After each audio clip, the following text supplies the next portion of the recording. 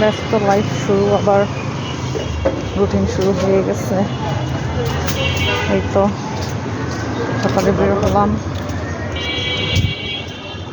সবজি নিব, তো মাছ নিব।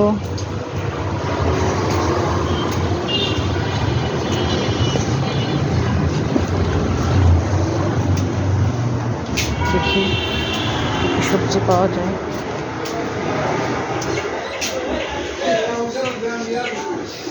বেশিরভাগ দোকানে খুলে নাই, সকাল তো অনেক 10টার দিকে খুলে। আমার তো সকাল শুরুর আগে থেকেই।